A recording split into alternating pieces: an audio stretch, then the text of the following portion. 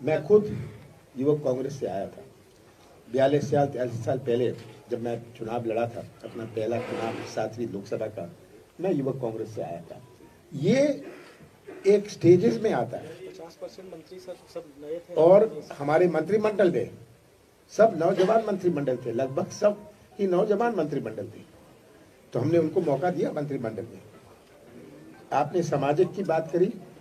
भारत एक ऐसा देश है जहाँ सबसे ज्यादा धर्म है। कोई ऐसा देश विश्व में नहीं है जहाँ इतने धर्म हो, इतनी जातियां हो, इतनी भाषाएं हो, इतने त्योहार हो, इतने देवी देवताएं हो।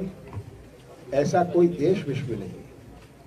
और जब हम भारत की बात करते हैं, आज जब भारत एक झंडे के नीचे खड़ा है, भारत खड़ा है क्योंकि हमारे संस्कृति है और हम किसी हर जाति का सम्मान करते हैं, छोटी जाति हो या बड़ी जाति हो। मैं तो हर सम्मेलन में जाता हूँ, किसी एक जाति के सम्मेलन में नहीं, सब जातियों के सम्मेलन में जाता हूँ।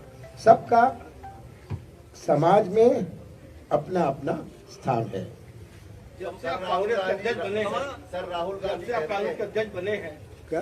जब से कांग्रेस के अध्यक्ष आप बने हैं, तब से टूटन हुई है। जैसे ज्योतिरादित्य सिंधिया आपसे टूटे, उसका शहीद अहमद टूटे, और उसके बाद राहुल की उपेक्षा हो रही है, उस पर क्या कहेंगे? देखिए, किसी की उपेक्षा नहीं हुई, कोई टूटा नहीं। क्या सौदेबाजी हुई? अगर हमारी सरकार नहीं रही तो सौदेबाजी से नहीं रही। विधायकों ने खुद मुझे कहा कि हमें इतना पैसा मिल रहा है। मैंने कहा मैं सौदे की राजनीति से मध्य प्रदेश की पहचान नहीं बनाऊंगा। लेकिन टूटे हुए विधायक जब दोबारा चुनाव लड़ते हैं तो फिर जीत जाते हैं, इसको किस वजह से? आगे देखेंगे क्या होता है। लगातार आपके पोस्टर बैनर में जो है भावी मुख्यमंत्री आपके कार्यकर्ता लिख रहे हैं, भावी मुख्यमंत्री। क्या मान लिया गया है कि कांग्रेस की सरकार ही आ रही है? लगातार भावी मुख्यमंत्री हम देख रहे हैं। देखिए, भावी मुख्यमंत्री की बात छोड़िए, पर भावी कांग्रेस की सरकार बनने जा रही है। राज्य कहते हैं कि मध्य प्रदेश तैयारी की थीम पर इन्वेस्टर मीट हो रही है।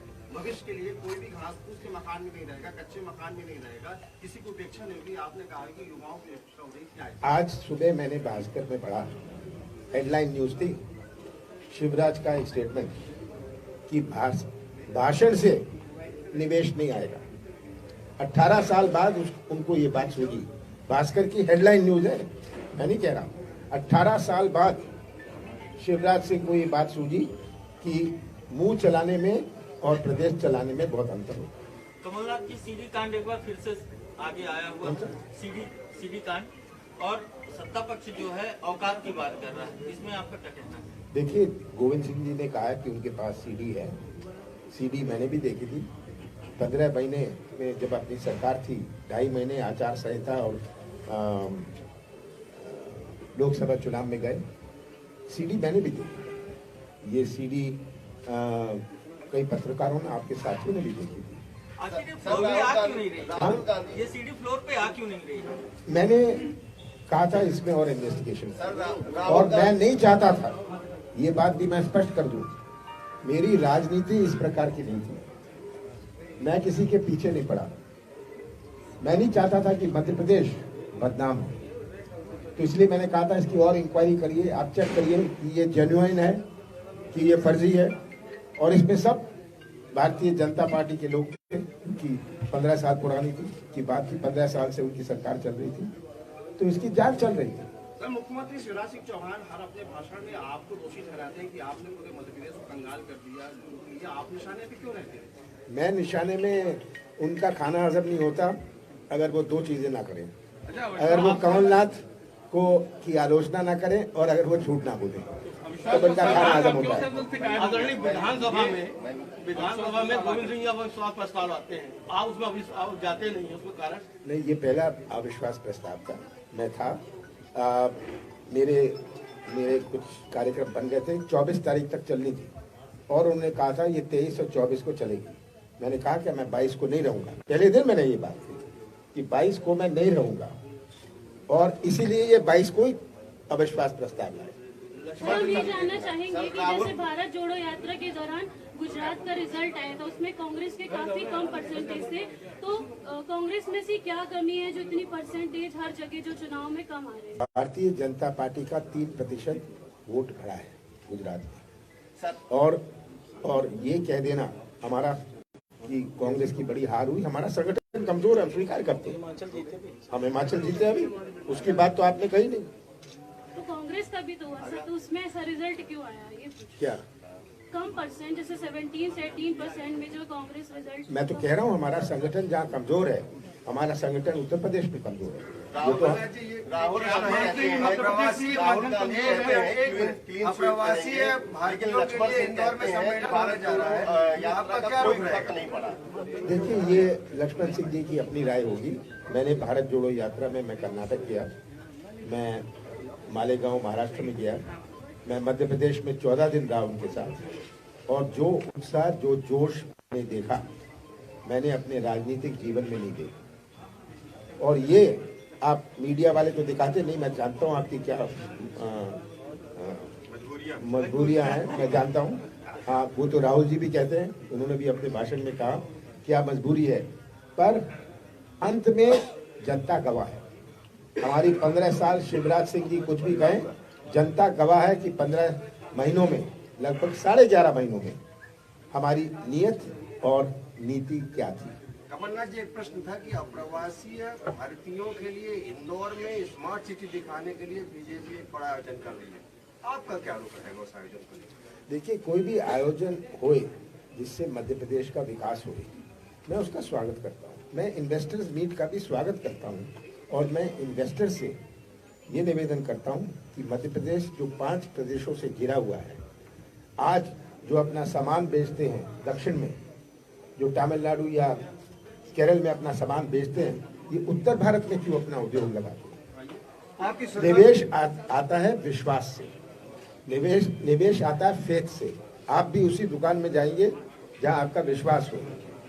अगर मध्य प्रदेश में किसी को विश्वास ना हो, निवेश नहीं आएगा। मैं आपको आंकड़े अगर सुनना चाहते हैं मैं पढ़ देता हूँ, मैंने रखे हुए हैं।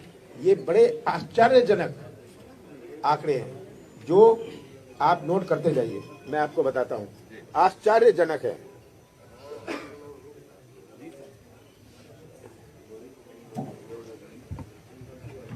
कि देश में क्या हुआ, कितना इन्वेस्टमेंट आया और मध्य प्रदेश में कितना आया, क्या एफडीआई आए।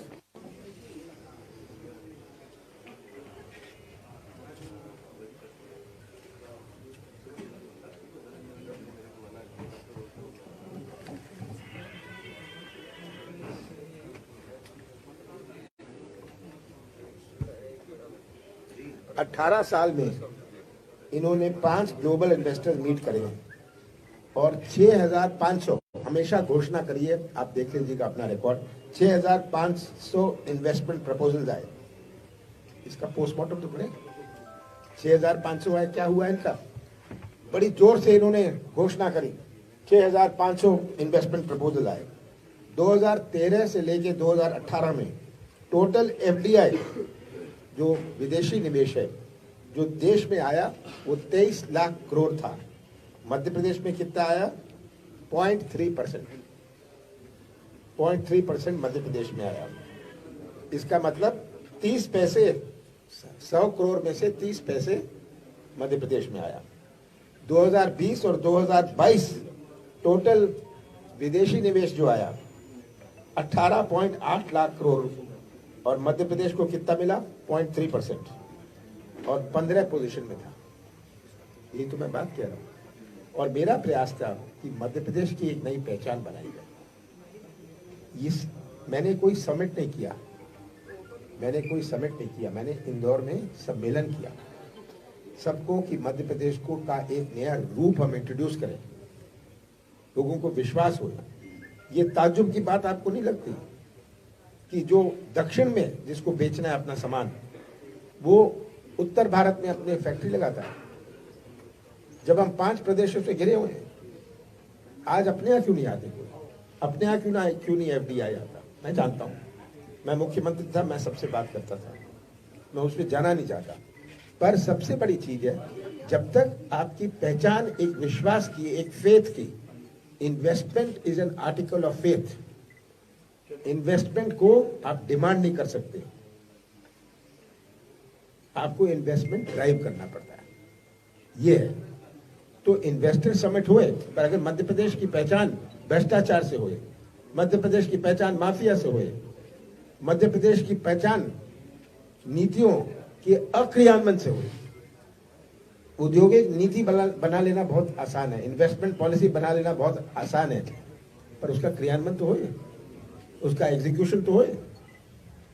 अगर सब आते हैं, कहते हैं अच्छा है, बहुत अच्छा कागज है, बहुत अच्छी पॉलिसी है 50 पेज की, पर उसके बाद समाप्त। ये कारण है। सर एक और बात है, चलिए। मध्य प्रदेश में बहुत सारे उद्योग बिक गए पिछले 2-3 साल के अंदर, उस पर आपकी तरफ से कोई रोक नहीं स्पष्ट हुआ कि स्थापित उद्योग अचानक बिक रहे हैं और फायदे में बिकते हैं।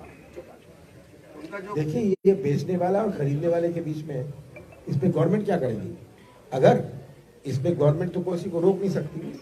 आप बेचने जाएं अपने उद्योग या अपनी दुकान, कोई और कोई खरीदने वाला आए, ये तो एक प्राइवेट कॉन्ट्रैक्ट होता है। ये प्राइवेट कॉन्ट्रैक्ट होए, इसमें गवर्नमेंट का कोई रोल नहीं है। लेकिन पर पब्लिक फेथ का क्या होगा? सर एक राजनीतिक सवाल आपसे, पब्लिक फेथ का क्या होगा? एक इन्वेस्टर ने पब्लिक फेथ हासिल करने के बाद इन्वेस्टमेंट किया और अपना प्लांट लगाया, उसके बाद वो सेल कर दे रहा है किसी दूसरे को। अब कोई जान ही नहीं रहा है कि कौन आदमी आके लेके गया। सर एक राजनीतिक सवाल आपसे, मध्य प्रदेश में कांग्रेस जो है कई गुटों में बिखरी हुई दिख रही है। आज इस कार्यक्रम में जैसे राहुल भी नहीं दिख रहे हैं, और एक कल की हम लोग महापौर के चुनाव में देख रहे थे, वहाँ लड़ रहे थे। तो जिस तरह से कांग्रेस बटी हुई है, उससे आपको लगता है क्या कि देखिए, 2023 के चुनाव में कांग्रेस बड़ा- कोई, मेरी कल राहुल सिंह जी से बात हुई, ठीक है, लगातार बात होती रहती है। ऐसा कोई पटा नहीं है। हर परिवार में कोई किसी से ज्यादा नजदीक होता है, कोई कम नजदीक होता है। ये हर दल में होता है, हर परिवार में होता है। बाप बेटी के ज्यादा नजदीक होता है, हाँ, बेटा माँ के ज्यादा नजदीक होता है, तो चाचा ज्यादा नजदीक होता है। ये हर परिवार में होता है, कोई किसी से ज्यादा नजदीक होता है, कोई किसी से कम नजदीक होता है। कि ये बट गई और ये विवाद हो गया, ऐसी कोई स्थिति नहीं। कमल जी, पत्रकारों के लिए आप क्या करेंगे? पत्रकार यदि आप मुख्यमंत्री बनते हैं तो पत्रकारों के हित में आप क्या करेंगे? देखिए, ये हम अपना वचन पत्र ला रहे हैं, उसमें पत्रकारों के लिए हमने बहुत कुछ सोचा हुआ है। मुझे उसका अभी ऐलान करना सही नहीं है।